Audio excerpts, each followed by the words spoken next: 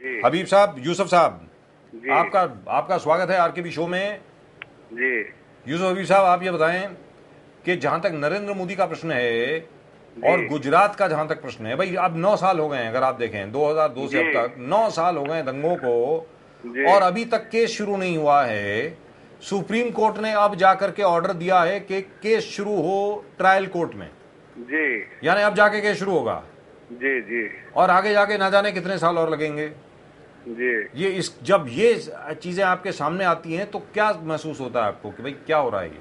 भाई इस में तो बड़ी शर्मिंदगी महसूस होती है इस बात की जी कि जो इन्वेस्टिगेशन एजेंसी है जी और वो भी सुप्रीम कोर्ट ने जिसको सेलेक्ट करके भेजा है, जी वो जो है इतने बड़े जी सानहा के जो 69 लोग मारे गए, जलाए गए, जी और उन्होंने जो इन्वेस्टिगेशंस की जी उसके साथ कोई साक्ष्य ऐसे नहीं जी इकट्ठा कर पाए कि वो सुप्रीम कोर्ट उसके ऊपर देख सकती। जी ये यहाँ वहाँ की जो मोदी की सरकार है जी उसका दबाव कितना है, जी ये इस बात को साबित करता है जी कि उनके दबाव में लोग वहाँ पे कितना हैं, और वहाँ की जो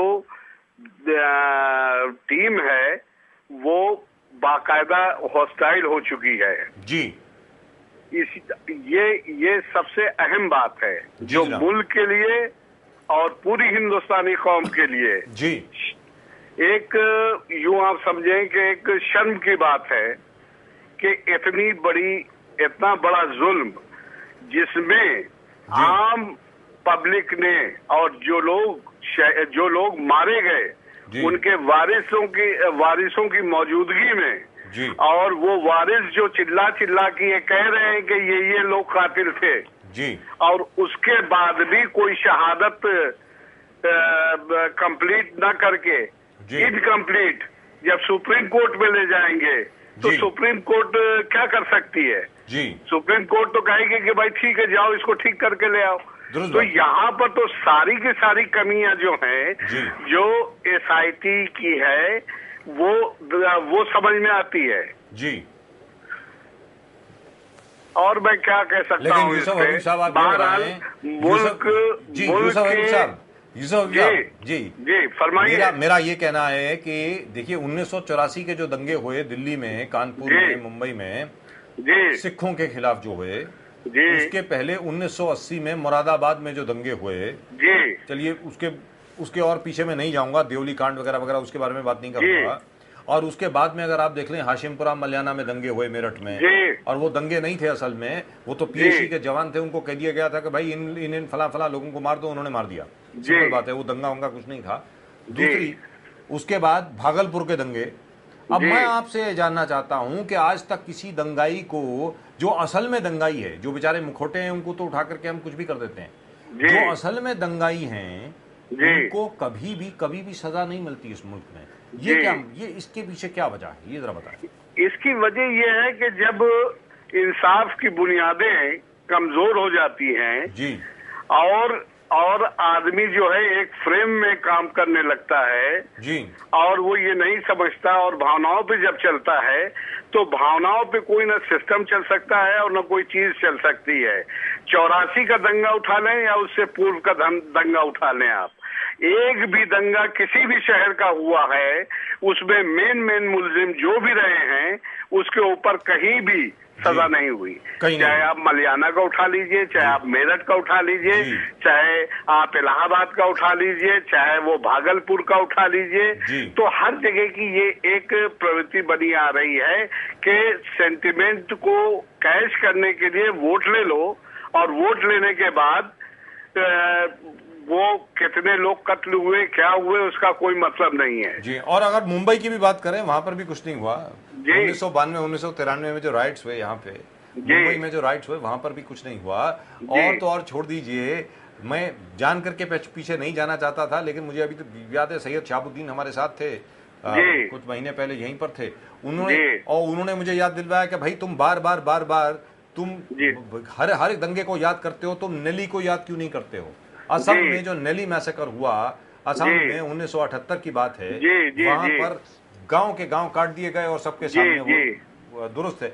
अब मेरा ये कहना है कि जब तक हिंदुस्तान में इंसाफ नहीं मिलेगा, लोगों को इंसाफ जब तक नहीं मिलेगा, तो अंदर से जो भी आग जलेगी वो ना जाने क्या क्या रूप लेगी, क्या क्या रूप अख्तियार करेगी। बिल्कुल आप सही फरमा रहे हैं। देखिए, बेसिक बात ये है जी कि जो लोग, जिनकी जिम्मेदारी है जी, जो लोग कुर्सियों पे बैठे हैं, जिनको हम इलेक्ट करके भेज रहे हैं जी, ये जवाबदेही खास करके उनकी होनी चाहिए कि उनकी गवर्नमेंट में उनकी जो गवर्नेंस है, उस गवर्नेंस की जो इन्वेस्टिगेशन जब तक प्रॉपर नहीं होगी तो कोर्ट उसमें क्या फैसला लेगी।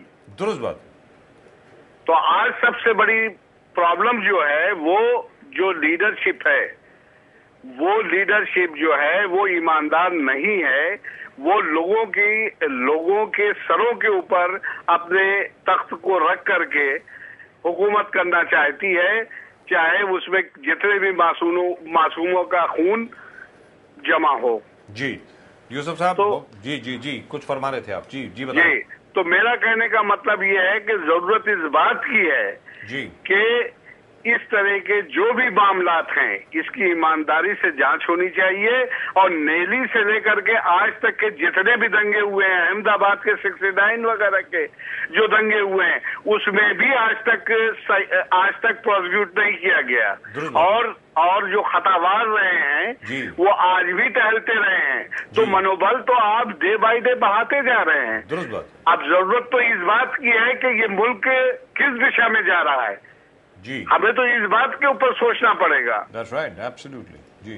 और जब तक आम हिंदुस्तानी ये नहीं सोचेगा कि इस मुल्क के अंदर जितनी भी कौमें बसती हैं, सबके अपने अपने हुकूक हैं, सबके अपने अपने हक कॉन्स्टिट्यूशन में मौजूद हैं, उनको उनके हुकूक को देना चाहिए और उसके साथ इंसाफ की बुनियादों के ऊपर काम करने की स्पिरिट पैदा करेंगे, तभी जाकर के इस मसले का हल होगा।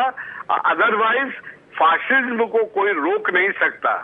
ये सारी राहें जो हैं फासिज्म के तरफ कदम बढ़ाने वाली हैं। जी साहब, और नरेंद्र मोदी जी की इस बात से एकदम क्लियर कट बात हो जाती है कि जिस तरीके से अभी कुछ ऑफिसर्स ने हलफनामे दाखिल किए, उन हलफनामों का क्या अंजाम हुआ, एडवर्स एंट्री के लिए भेजा गया कोर्ट, फिर वो वापिस चला आया और उसके बाद उसके किस तरीके से प्रेशराइज किया जा रहा है, तो वो सारी चीजें सब सामने हैं। बड़े बड़े विद्वान इस मुल्क में मौजूद हैं। जरूरत इस बात की है कि इसके ऊपर गौर करें और गौर करके इस मसले का हल करें, वरना ये मुल्क के लिए बहुत ही खतरनाक सूरत हाल है। जी हबीब साहब, बहुत बहुत शुक्रिया आपका हमसे बात करने के लिए। जी जनाब, थैंक यू।